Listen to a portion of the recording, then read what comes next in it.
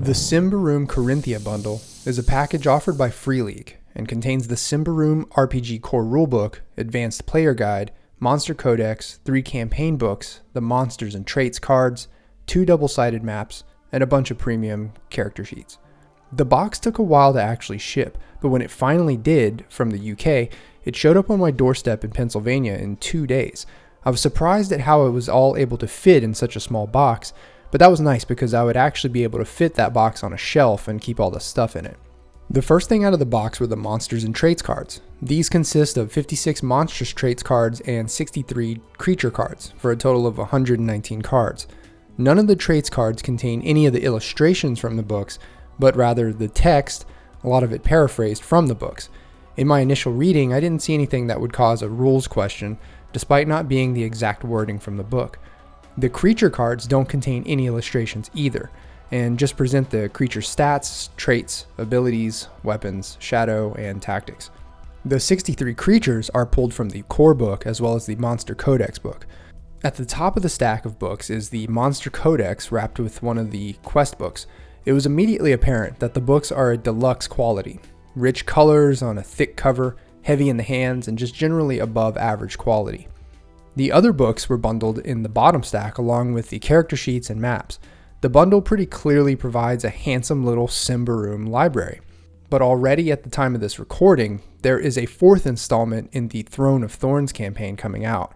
That's not included in this bundle. Additionally, there is another Symbaroum deck of cards called Abilities and Powers that isn't included. There's a pack of character sheets, maybe 100 or 150, that come in the box. These are made of just about the nicest quality paper you can imagine. I got to admit, it always makes me uneasy using super nice paper for character sheets, even though I probably should. These pages seemed a little glossy, so I'll show you my pencil and ink test on them later in the video. Then there is an A2 sized map of Davokar.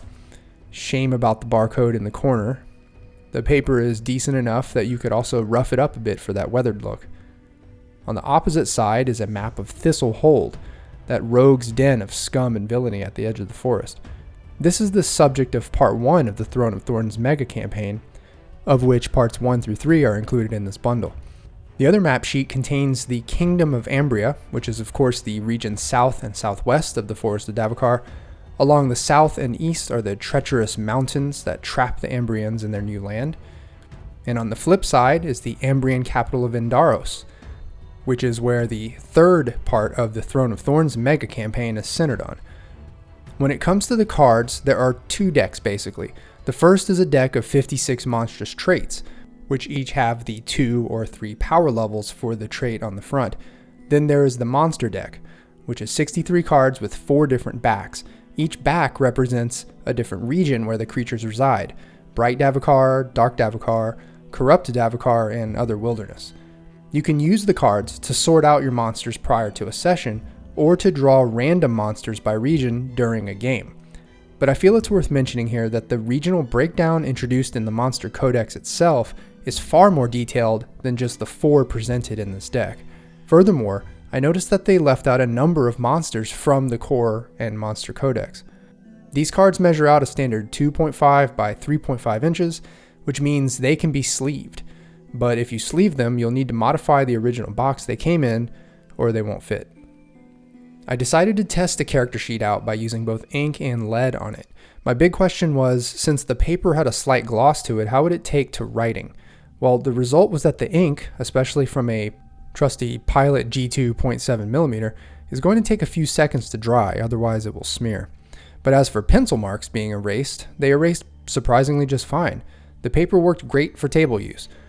I've reviewed the Symbaroum Core Rulebook in another video, and I'll put a link to that in the description below. In this video, I'll just address the qualities of the physical book. The title lettering is glossy, and along the spine it indicates that I have a 4th printing, which is nice. It probably has a lot of errata fixes incorporated in it. The back is nice. I noticed that Warden, the original company that created Symbaroum, is no longer represented in the logo well at the bottom. A notable feature of this book is the cloth bookmark, and not 1 but 2 of them. And the paper itself is heavy stock, and due to the stitched binding of these books, they lay flat on any page that you turn to. The Advanced Players Guide enjoys the same glossy lettered title. I'm not sure which printing this one is from the spine. This one comes with one bookmark ribbon. I'll be putting out a separate review video for this book in the near future, since the 5 additional playable races alone are worth a deeper discussion. The Monster Codex book is primo quality like the others, and it happens to be one of the most exciting of all the books content-wise. I'll be doing a separate review of this one as well. For now, I'll just note that it comes with 2 bookmarks and it's of exceptional quality. Thistle Hold Wrath of the Warden is the first chapter in the Throne of Thorns mega campaign. This book provides all the details you could ever want of the outpost Thistle Hold, and also offers some details on a more dangerous settlement called Blackmoor. The adventure itself is presented in 3 acts, and the author really stresses the roleplay and political social aspects of the game with all the NPCs that your players will encounter. Karvosti the Witch Hammer is the second chapter in the Throne of Thorns arc, and continues to do what the first chapter does, which is immerse the players in deep and complex political intrigue. But it adds a decent amount of dungeon diving and combat, since the ultimate goal here is to discover the ultimate prize, the ancient civilization of Symbar. Yndaros the Darkest Star is the third chapter in the Throne of Thorns. It dials back the combat and dungeon diving, and gets heavily into the political and social intrigue between noble houses and other power players in the Ambrian capital. You might find the details and complexity to be overwhelming in this one, but it's still a great resource for you to strip mine ideas and use in your own Symbaroum campaign. So, the bookmarks do run a little long, oddly, and you'll notice that the Free League logo isn't the same height from the bottom of the spine on each book.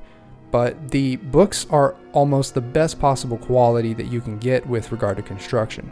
As for the bundle overall, it's a product reserved for true fans of Symbaroum, but it only represents a foothold in an ever-growing product line. Thanks for watching. This is Dave signing off. See ya.